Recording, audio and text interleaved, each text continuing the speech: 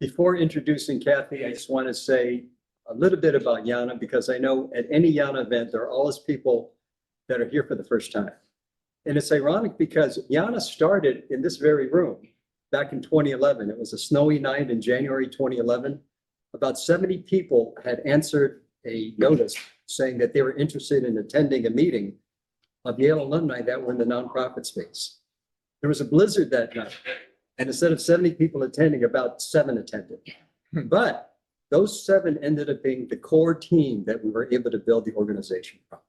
And when we first met, we asked each other, is there a way that we could create a community that organized and leveraged Yale's social purpose alums for the greater good?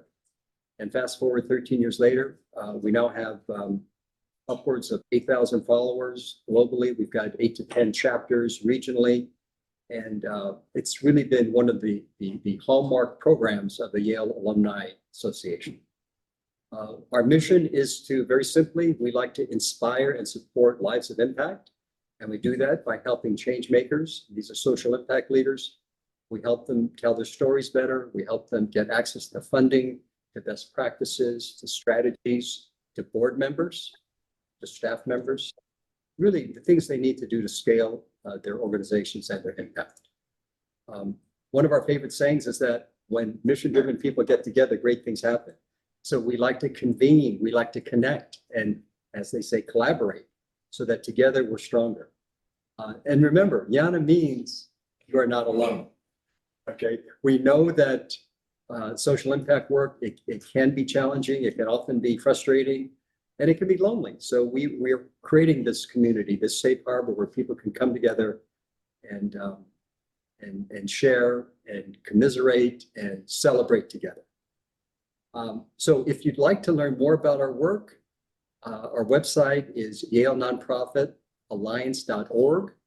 Also, I mentioned there are 8,000 members. If you'd like to become a supporting member, all that means is that you commit to a recurring monthly gift. And if you'd like to learn more about that, again, go to our website, YaleNonprofitAlliance.org. Okay, got that out of the way. Now it's my pleasure to introduce Kathy Rich. Kathy is Yale class of '93. She's also Harvard Kennedy School Master's in Public Policy. She has been a friend of YANA for years. There's no one more gracious. Whenever I've asked Kathy to either meet one of our YANA members about a strategic issue or a funding issue, she's always been gracious. She's spoken at several of our events. And I just saw her at the Skoll World Forum in Oxford. We bumped into each other, and it just kind of shows how our orbits are aligned. So the fact that she's here tonight, I think really was great karma. The other thing I got to say is Kathy, she's a dog lover like I am. A few days ago, walking her dog, she took a bad fall in the sidewalk in Brooklyn. She easily could have canceled, but with her tenacity and grit, she's here tonight. So let's give a warm YANA welcome to Kathy. Thanks, everyone. And if I suddenly become incoherent, forgive me. I'll just plead dog walking accident. So Kathy is the director of a program at the Ford Foundation called BUILD. I don't think the Ford Foundation needs any introduction. BUILD is one of the signature programs at Ford. It's a $2 billion, 12-year program, really to support organizations globally that are addressing inequality. From what I understand, over 450 organizations are funded by BUILD, half of which are in the US. So I know that's relevant to a lot of the US based social impact leaders tonight. We thought that it would be maybe more enlightening, a little more informal if we just had a so-called fireside chat. I also know that a lot of people have already forwarded questions, which I've noted, and we're going to save a lot of time afterwards for just open Q&A. But I thought we'd get started like we always like to do for Kathy, just to describe her personal journey, maybe after Yale, and how she migrated into this work and to her current position at Ford. Kathy? Yeah, thanks, Ken. Really, thank you for having me. It's really terrific to be here. And I recognize a couple of the names up on the screen, so hi, friends. You know, it's so funny. A lot of experiences go into making up a person, right? A person's life. But I actually think that my desire to do social impact work dates from before Yale, back to how Victoria and I grew up, right? We both grew up, I think, in families that were very politically aware, very socially active. My dad was this crusading journalist. He was always fighting for the underdog. He was always calling out abuses of power. It sometimes made going to restaurants with him a little embarrassing, but and my mom was a successful lawyer who walked away from her legal career to be a middle school teacher, said she had never been happier, right? And so social justice was a value that I was raised with in my family. It's something I carried on when I went to Yale. And I gravitated first to a career in government, that was how I was going to make change, burned out on that, moved to a career in nonprofits. And because I was working in a nonprofit, stumbled into this career in philanthropy. And that's where I've been now for more than 20 years. And for most of that time, I was in California, where I'm from, where I grew up.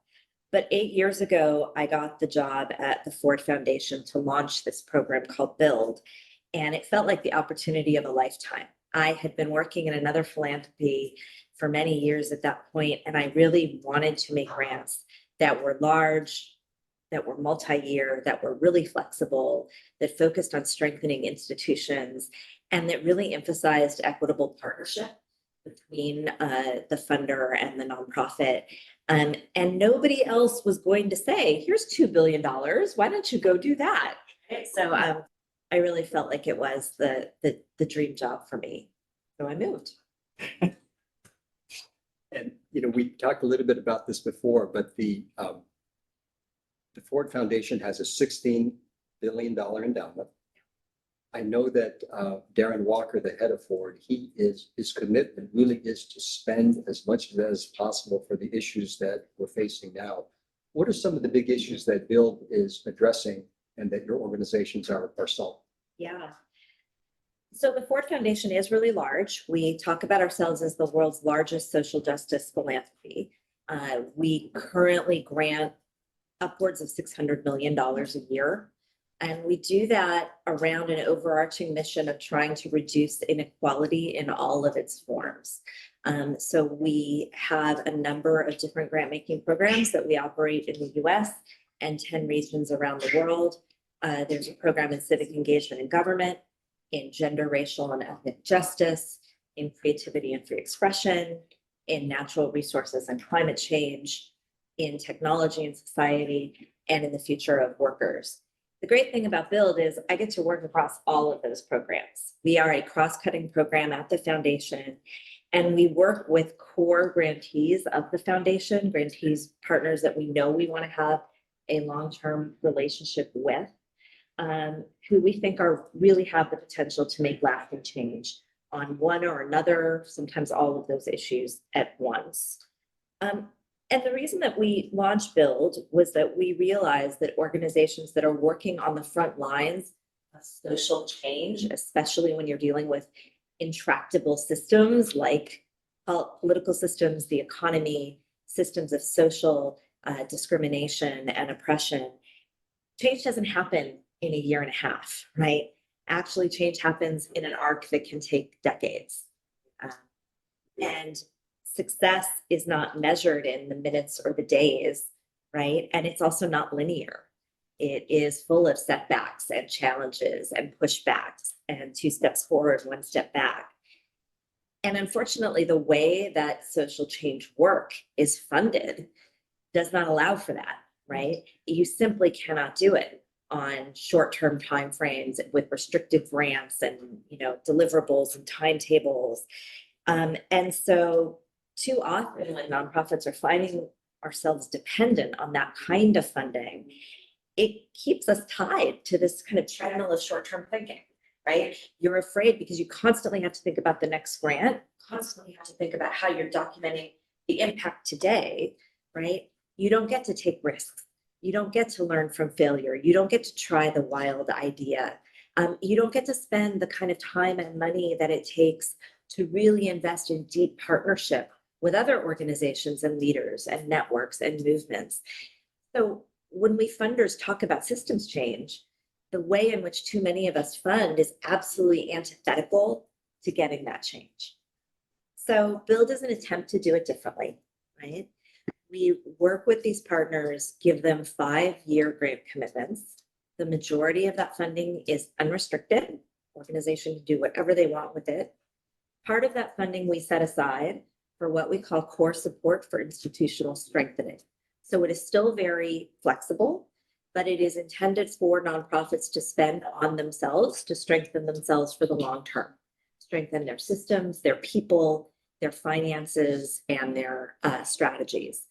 And then we also offer a wide range of always optional opportunities for peer learning, convening, networking, skills building. We took 25 of our Build grantee partners to the School World Forum in Oxford. That's just one example of things that we do. And all of it is optional and is in service to the nonprofit and their mission. We also run an evaluation, so I'll talk about that too. But so far, we have awarded, out of a $2 billion commitment, we've awarded $1.6 billion. And so that means we've still got about 400 million to go. We are currently funding, we're now up to over 500 nonprofits, and they are about 55% of them are in the United States, and about 45% are in 44 countries around the world. So we're constantly growing and evolving, and we're growing and evolving in response to what our partners need most. 2/3 of the organizations are in the US and around the world that we fund are led by women. In the United States, a majority are led by people of color. Debbie, let me ask, one of the big themes at school was this whole concept of proximate leadership.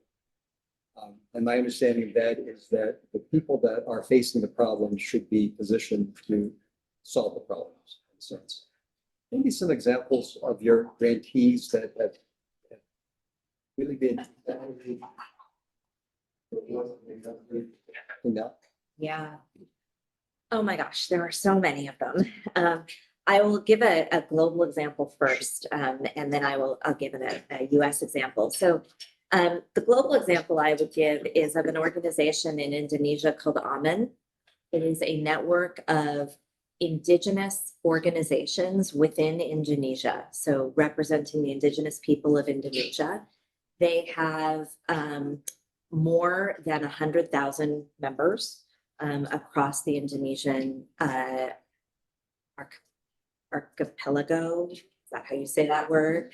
And what they do is they advocate for the rights of indigenous communities, for their traditional land rights, and their control and fair share of natural resources. Now, of course, Indonesia, because of the rainforest, is a pivotal player in arresting climate change. And all of the research documents that lands that are managed by community, particularly indigenous community, are much more effectively managed from a climate perspective, right?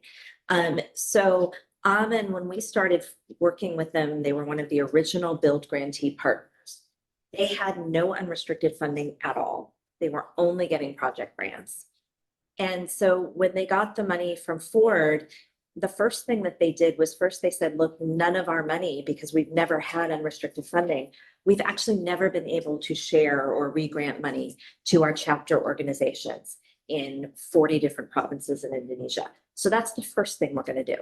We're going to actually start making monthly payments to those chapters so that they can spend money in whatever way they see fit. The second thing they did is, look, we are wired across, there are 7,000 islands that make up Indonesia. Many of our chapters do not have computers or internet connections. We're going to make sure that everyone has the equipment and everyone is wired together. Amen received their Build money starting in 2017. We could not have known that COVID would happen. But when it did, they had chapters that were already well resourced to respond to the needs of communities, and they were all linked via technology. What Ruka Sumbalinji, who's the CEO, phenomenal indigenous female leader within Build, says is, look, if we hadn't had that money, we would have lost at least 6 months, maybe a year. But we were up and running and fully functional again in 2 weeks. So that's a really great example. Another great part is that us giving an unrestricted grant opened the door for others to start doing it. So the Balmer Group gave them more money than we did, and then they won a Skoll Award. And so we're really proud that we could have set them on a path where other funders thought they were worth giving that kind of trust and investment to. In the US, I think the example I want to give is it's a really different one. It's a Shea Cultural Center, which is based in New Orleans. It is an arts and community organizing space for the African American community in New Orleans, and was founded after Katrina had really devastated the community. And they were really struggling financially at the time they got the build grant. Operating deficits, very low, unrestricted net assets, very almost impossible to interest national funders in their work. And they couldn't advance the kind of political change they wanted to through storytelling and culture. They couldn't be that gathering space for community because their facility was in terrible shape. So they got a build grant and they used the money to stabilize their situation financially, and to invest in making their space not just a world-class performance space, but a world-class gathering space for community, which they could then share with others in the community. And their budget since they got billed has grown more than tenfold, and they got a McKinsey Scott grant. So those are a couple stories. They're not all that brilliant and tidy. Actually, a lot of them are really messy. One of the things that we say in Build to our partners is, we're with you for 5 years. We don't care what you're going through in that time. We want you to tell us because we might be able to help.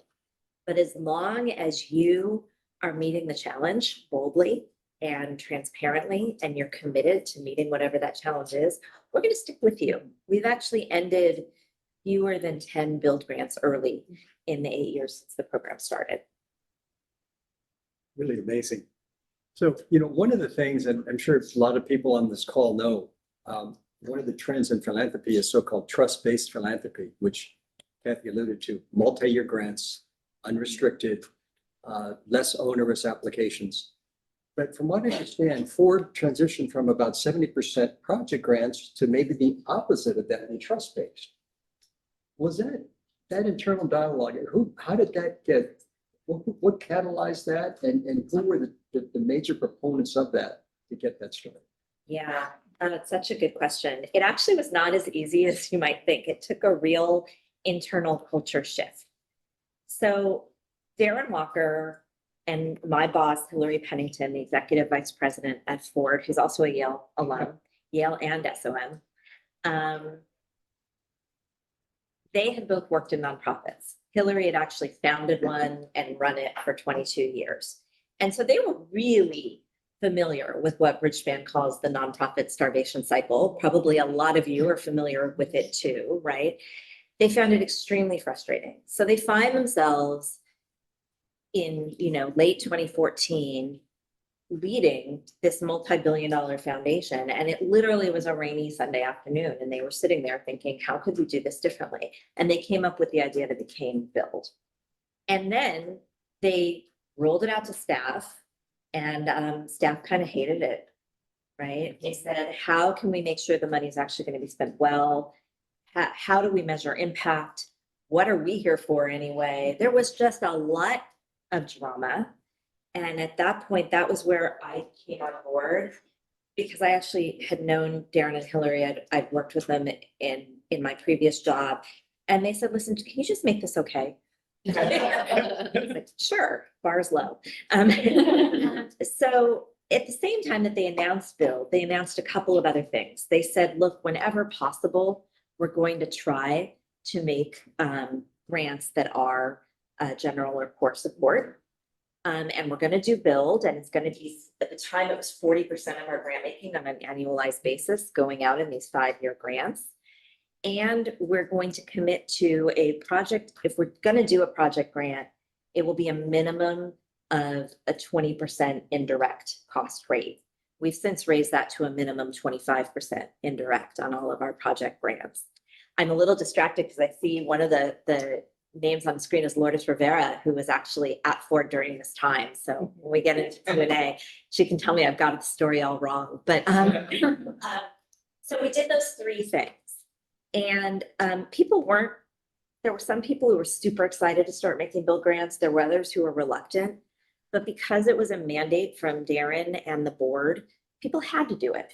And so I was able to come in and say, okay, listen, you have to do it, whether you like it or not, whatever your misgivings are. So how can we make this really work? How can we make it work for you as a professional? And how can we make it work for your grantee partners? And we just started doing it. And that would actually be that is always my number one piece of advice to any funder who is reluctant to make grants in this way. Try it. Because what our staff found at the Ford Foundation is once they tried it and once they started making these grants, they loved it. They loved it. They found that the nature of the relationship with their grantee partners totally changed. The conversations became more candid, more open, more trusting. They became more productive. They saw that their grantee partners were getting great results with this money. And they saw that it was a very meaningful way to give. And the culture change at Ford was so fast and so much faster than I would have anticipated it. And I don't honestly think I can take a lot of credit for it. I think it was the work of hundreds of people who decided, we're not quite sure about this idea, but let's try it and let's make it work. Perfect. Thank you. Oh, and the end of that story is that in 2015, the year before Build started, 36% of Ford Foundation's grant making was general or core support.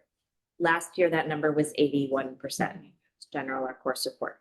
So some of that is Build, but a lot of it is not. Okay, I want to shift a little bit to something which I think a lot of the nonprofit leaders have on their mind. And that is, you had this monolith of a foundation, not necessarily Ford, but let's say Ford. Sure. Let's say Ford. And, we're small nonprofits.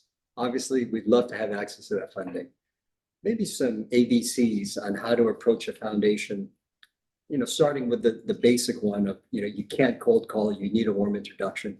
But maybe walk us through just the approach of how one might successfully tap into funding.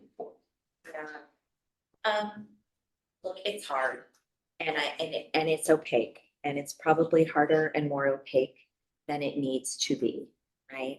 I think that a warm introduction is always a great way to begin. So if you have colleagues who are funded by Ford, that is an excellent way. Back when I was a program officer at Big Foundations, the question I would always ask whenever I went on a site visit is, who are you partnering with?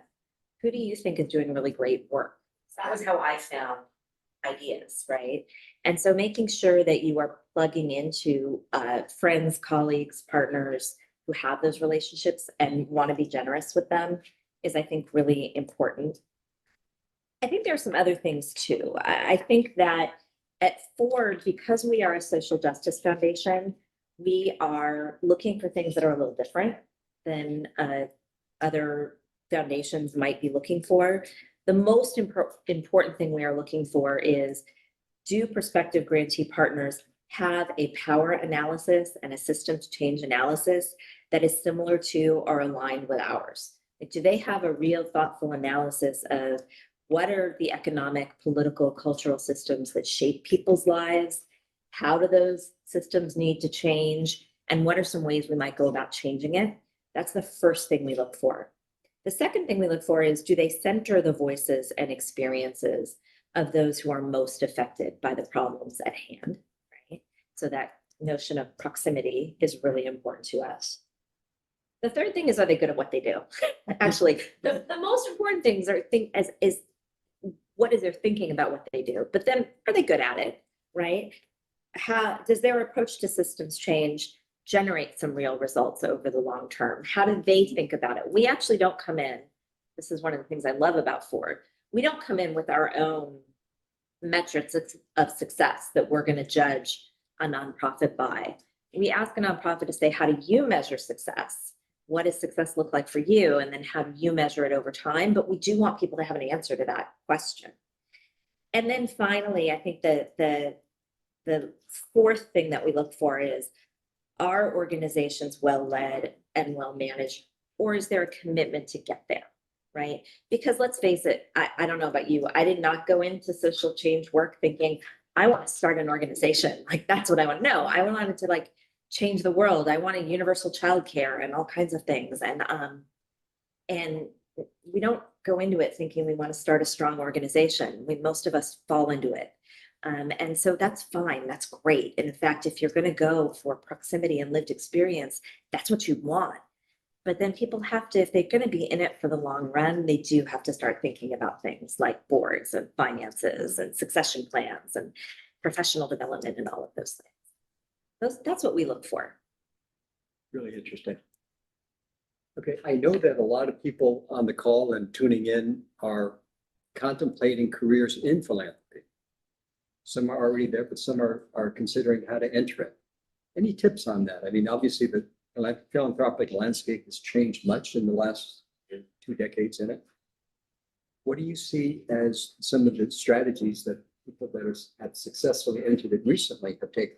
Yeah. So there's this saying about Yale Law School that you've probably heard.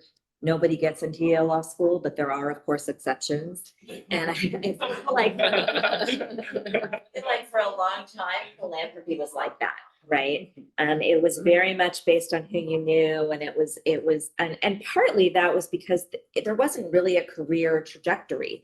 There were very few people who worked in philanthropy for pay, and it was just something that you happened to do. And sort of the most frequent way in was often you were friends or family of a rich person who had a philanthropy, right? That wasn't me, but these days, philanthropy is growing as a field quite rapidly, and there are lots of different ways to engage in it. Corporate philanthropy is one, CSR, and participatory philanthropy is another, right? So I think it is possible now to really make it a career, but there still aren't defined career pathways. 99% of the people who do it don't go to school for it. And there isn't much opportunity for advancement once you're in philanthropy, right? It's not like people start as an assistant and work their way up, and then one day they're the president of the Ford Foundation, although Susan Beresford, our longstanding president, did do it that way. But that's very, very rare. So my best advice, if you want to work in philanthropy, is first to do a really bang up job working in a nonprofit.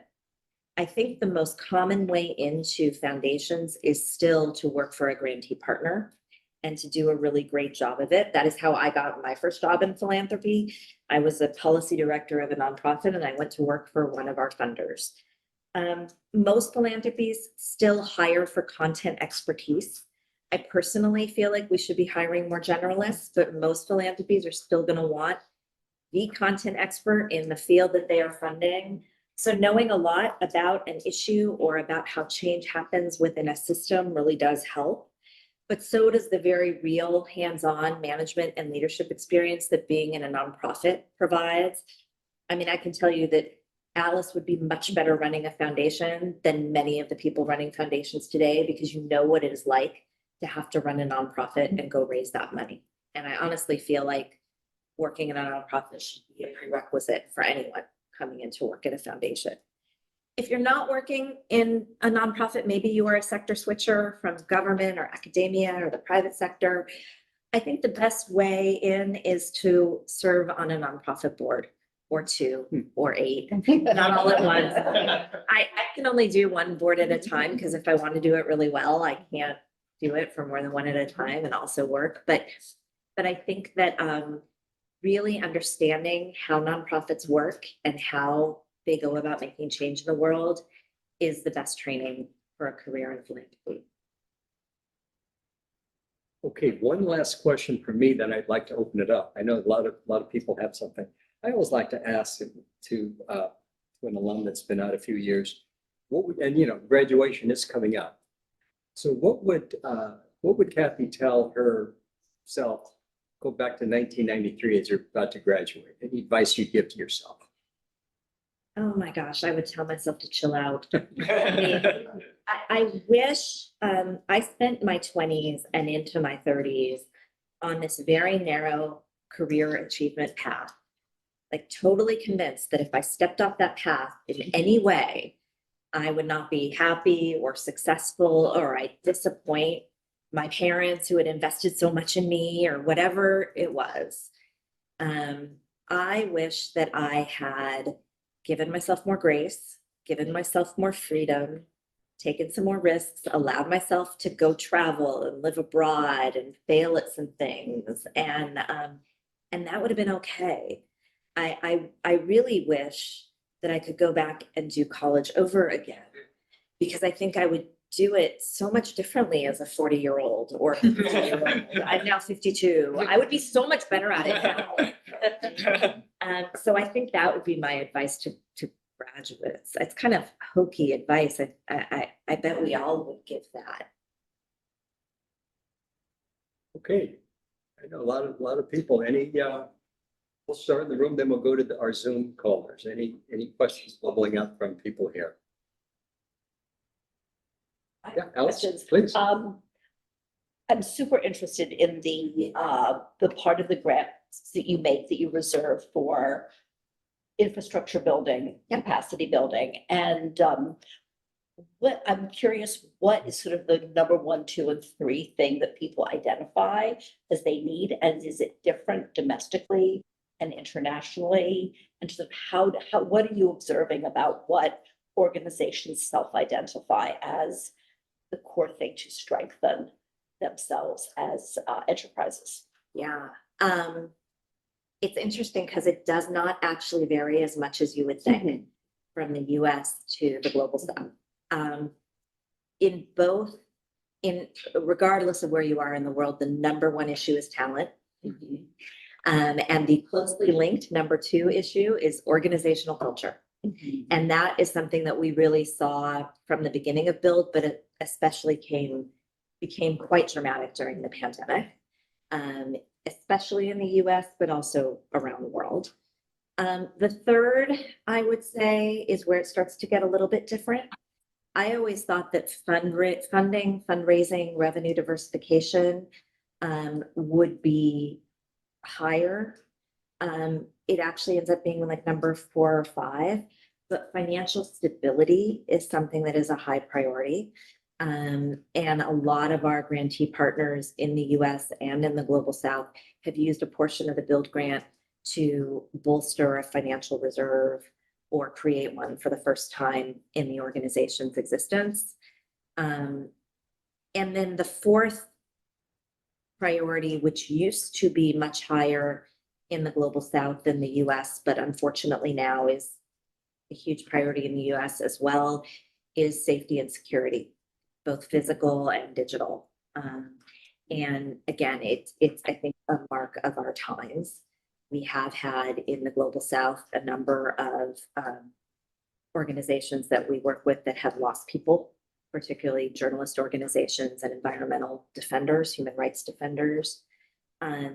But in the US, we're seeing escalating harassment and threats, both first in the cyber world, but now increasingly in person too. Okay. Israel. So given the size of the program, how huge it is, and the hundreds of grantees, what do you personally focus on, in your day-to-day and prioritize, and how would you describe your leadership style? Oh. I mean, the thing about being in management of any kind is I feel like I don't get to have the real fun.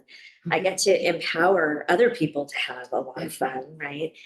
So with 539 grantee partners across 45 different countries, I cannot even name them all. I can't even name all the countries anymore.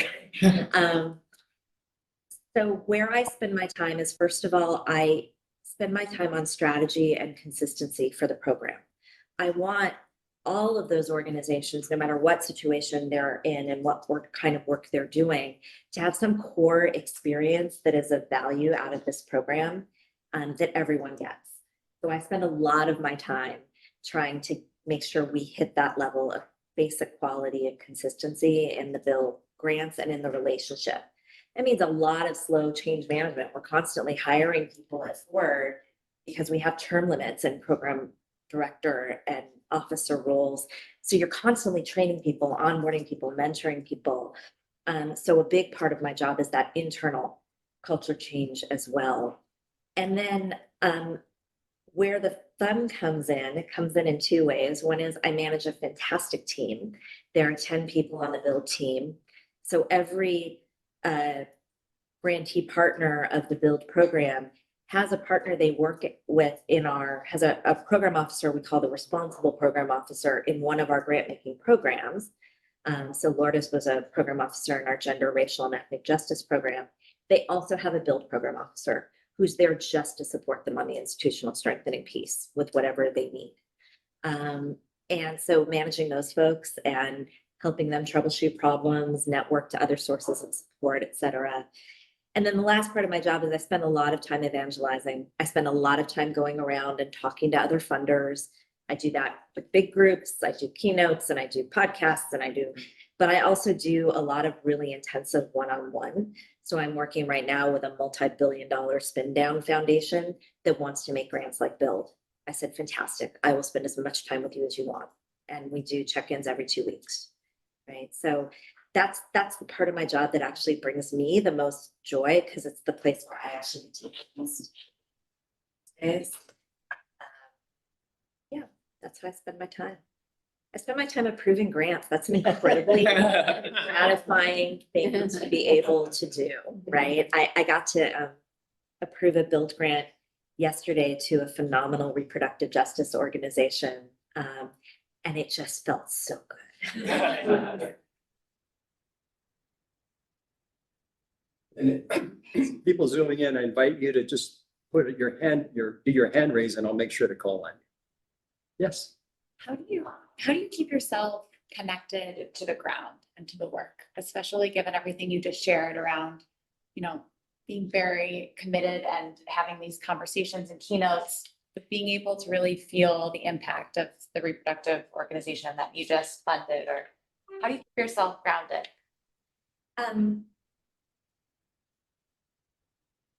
Whenever I'm having a really bad day, and I do have bad, frustrating days, I get out a partner and I just talk to them. That's how I stay grounded.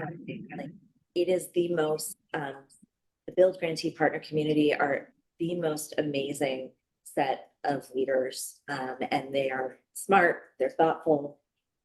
They somehow manage to bring optimism and joy, which I myself am not a particularly optimistic person. So I really get my strength from that. And one of the great privileges of working in a place like Ford, if you've ever been to the Ford, we should do a YANA meeting at the Ford Foundation. But because if you've been in that building, everyone who comes to visit New York comes through that building. So I get to see a lot of our US grantee partners. And then I'm blessed to be able to go and travel around the world and meet with our grantee partners in other places. And sometimes I'm just amazed at where the job takes me.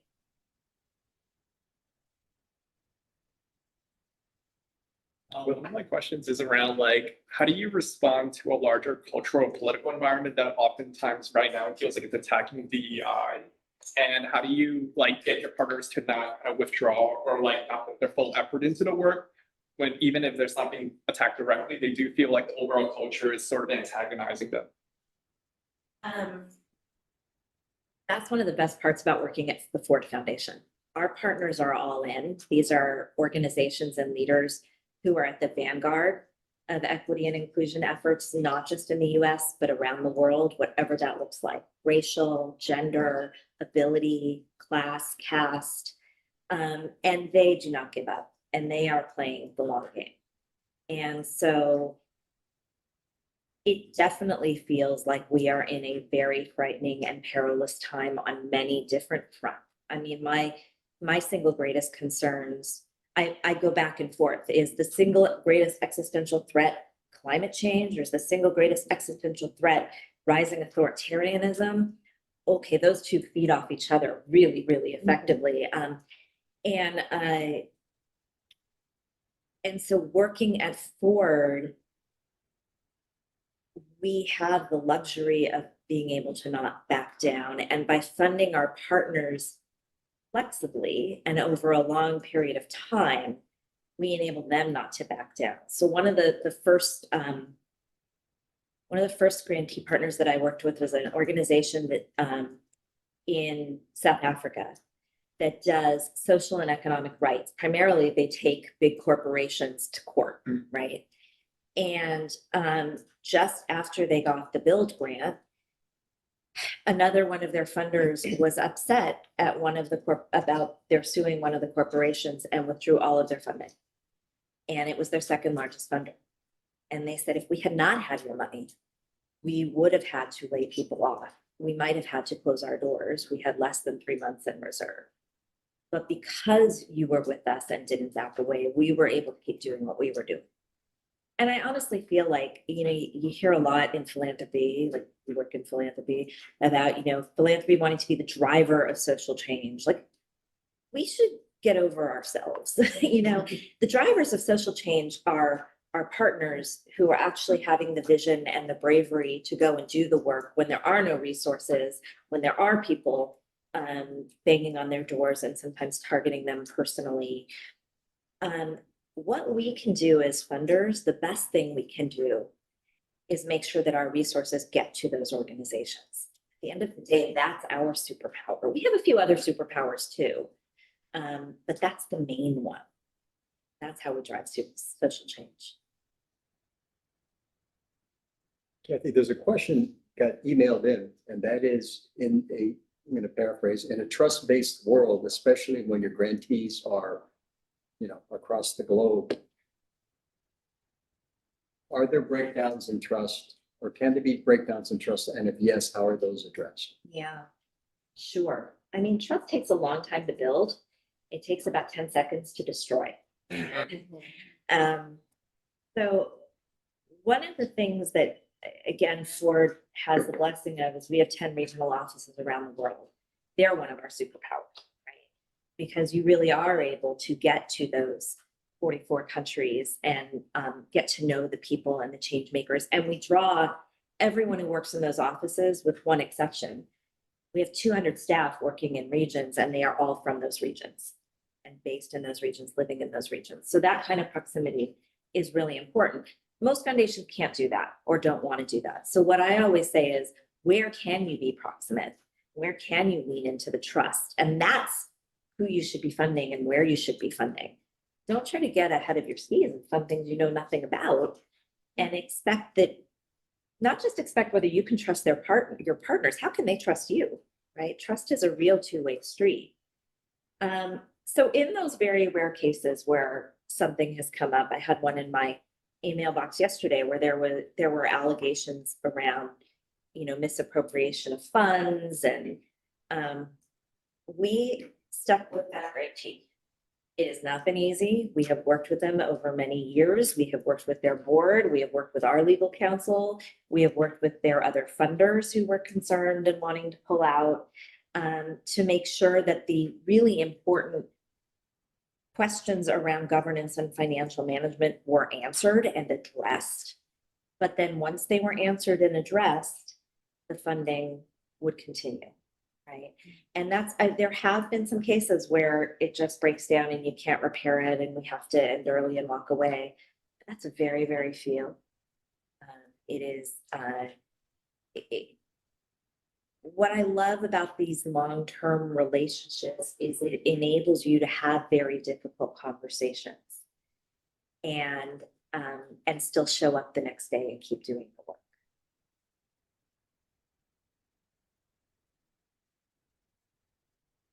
Right, I'll keep asking them. So, a lot's talked about metrics and impact. And the whole notion that inputs lead to outputs, outputs lead to outcomes, and then outcomes lead to impact. In measuring impact at Ford, have there been any aha moments in which maybe a new way to measure impact was revealed that standard philanthropy may not have identified? Because you mentioned that you let your grantees identify how they measure success. Our are any of my current Ford colleagues on the call? I actually think, you had asked me about challenges and frustrations. And I actually think that this question of impact is one of the big challenges and frustrations that I wrestle with, right? Because on the one hand, particularly if you're talking about social change, you're talking about wanting a vibrant, multiracial democracy, right? Okay, you can come up with metrics for that, but you could never actually figure out whether a dollar that you spent led to a more vibrant, multiracial democracy on the ground, right? You cannot draw that kind of attribution. It's very hard to even draw contribution, quite honestly, right? And yet funders demand it, right? Boards demand it, CEOs demand it, et cetera. And nonprofits feel like they have to produce it. And it's all kind of a fiction, right? At the end of the day. So where we try to move our impact assessment work at Ford is toward, look, what are the kinds of changes that we would hope to see over a 10-year period at least? What are some indicators that would make you believe that you were making progress, right? And then how are you learning and adapting along the way, right? So that's what our reports ask. We ask for an annual report from our Build grantee partners, and we say, what did you think? What did you think was going to happen? What actually happened? And how are you adapting as a result, right? The kinds of outcomes that we look to see at the end of a Build grant could look completely different than what was in the original grant proposal. We also look for numbers, of course we do, right? But we also look for stories, and we look for narratives as documentation of the change. And we ask our grantee partners to tell us, how do you think you're making change? Why do you believe that you are? What kinds of metrics are you holding yourselves accountable to? And by the way, in some cases with Build grantee partners, it is translated into an enormous policy win, right? I think about the campaign to restore voting rights to people who had served sentences in Florida, right? In some cases, it leads to that kind of a win. In some cases, it is a narrative change. Some of the work that our grantee partners have done around trans visibility, for example. In some cases, it's you kept your doors open to fight another day, right? In a really restrictive civil society environment where government is actively trying to shut you down. So progress looks different in every context. And I think the challenge with foundation log frames and strategic frameworks and measurement systems is it doesn't capture that complexity. But I think this is very much a work in progress at Ford. I don't think we're great at it yet. I think if my colleagues in the Office of Strategy and Learning were here, they would say the same thing. Where I would love to get to is I would love to get to a systems approach to impact assessment, where you sit around a table like this with some of your core strategic partners, and you come up with those success benchmarks and indicators together. And then you say, all right, how might we know? And what might we measure?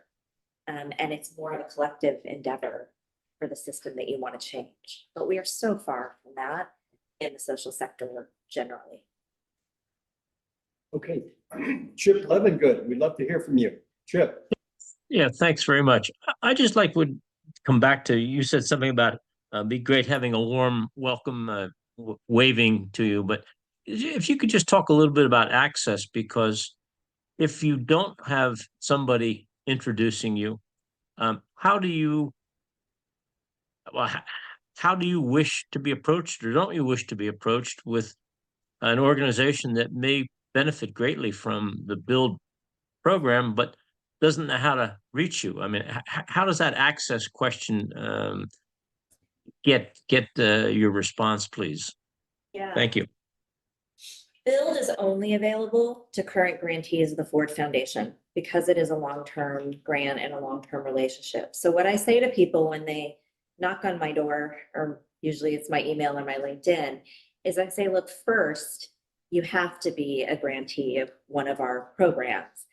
And in order to do that, that's where you need to get the in. So what I try to do, because I really don't like how opaque the process is I try to at least say to people, look, send me some stuff. Of one paragraph is fine, and I will see if it aligns with any of the different Ford programs. I will try to at least see if I can get you in the door.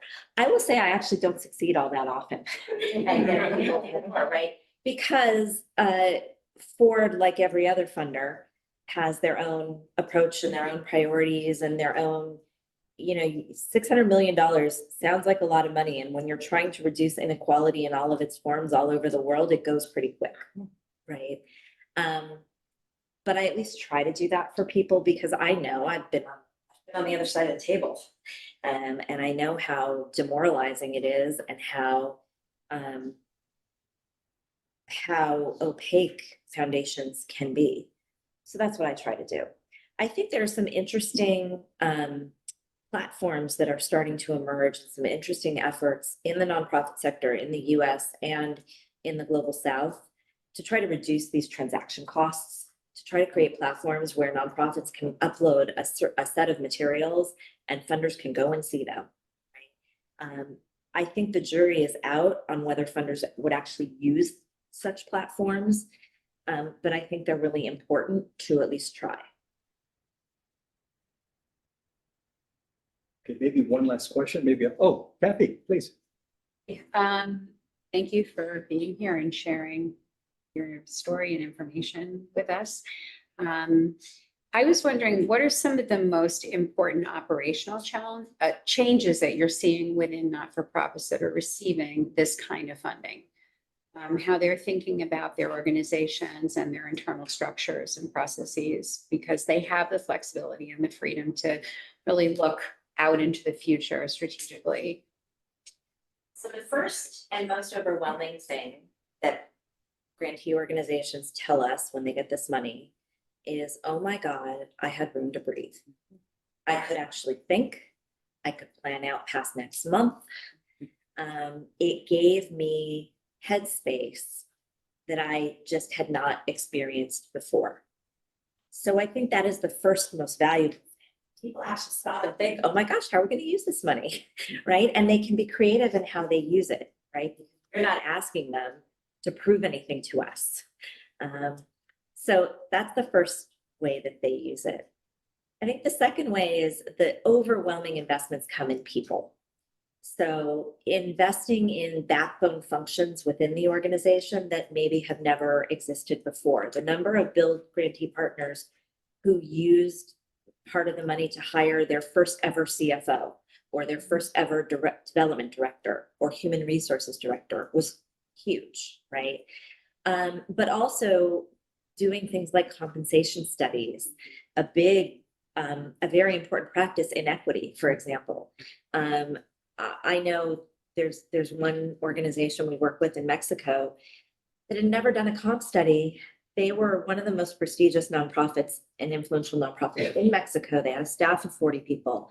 They did a comp study and found out they were underpaying by about 40% based on what other nonprofits were paying, right? They just had assumed because they were so prestigious and powerful that people would work for them for nothing, right? So, so people is the second way in which they invest. And I think probably the third place that we see them really changing their operations is in financial management and financial resilience. So making sure that they've got an audit, which some of them don't have coming in, making sure that they've got financial management staff, and making sure that they've got an operating reserve. And we really emphasize the importance of reserves. One of the few things we don't allow in Build is we don't allow anyone to permanently restrict the money. So we say, we're not going to use it. Please don't use this for an endowment, but by all means, sock it away in a reserve. Put whatever rules around it you want. As long as it's allocated to a reserve, we consider it spent, right? Those are some of the big, there are lots of operational changes that organizations undertake and lots of things that we've seen evolving, right? During the pandemic, huge investments in health and well-being, right? And mental health became a much greater issue. And now post-pandemic, partly in response to the leadership crisis that we are seeing in nonprofits. We're seeing the growth of co-leadership models, which is really exciting. You know, so we had maybe 5 of them in build before, and now we've got more than 40. Okay, I'm gonna ask one last question. Wrap things up. So Kathy, you know, there's been a lot of changes in philanthropy. You look at the Mackenzie Scott model. There's been a lot of wealth generated in rural. We're all hearing about the so-called $40 trillion wealth transfer from the senior generations to the next. How do you see nonprofits, the position of nonprofits to be on receiving end, this new kind of perspective on philanthropy? Yeah. You know, the trust-based philanthropy movement, which I consider myself an adherent of, I love what they talk about and what they do. They talk about what they are trying to do is build a movement toward mutual accountability between funders and nonprofits. And most of what they focus on is changing funder practice, right? Because 5% problem is what funders are doing. But accountability also runs both ways. And what I would really encourage nonprofits to do, and I know it's really easy for me to say, sitting in the seat where I sit, but I would hold your funders accountable. I would expect better from them. If they're not giving you flexible funding and multi-year commitments, if they're giving you restricted funding one at a time, ask them why they're doing that. Ask them what it would take to get them off that dime. If you're sitting around, if you're presenting to foundation boards that are 5 white people over the age of 60, ask them why their board looks that way if they're serious about social change, right? Where is the nonprofit representation on their board? Where is the representation that is diverse by race, gender, age, class, ability? Like, why don't they walk their own talk, right? I would encourage that. You can do it in a nice way, but I think that funders, nobody changes unless they want to change. Funders have to want to change. And if people are just telling them what they hear all the time, they're not going to think there's ever any need for them to do so. So that's what I would say. That would be my advice. This $40 trillion shouldn't be just the prerogative of billionaires to dole out however they like. Nonprofits and their leaders and the communities that you represent need a seat at that table.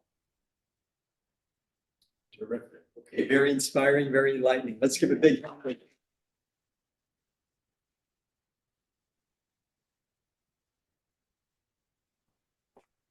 But thank you all. This is really great. It's kind of like being with family. So I don't know 90% of you, but it feels really good. So. Okay, and for those of you that have tuned in, thank you. And a recording of this will be available. So thanks, everyone, and good night. Good night.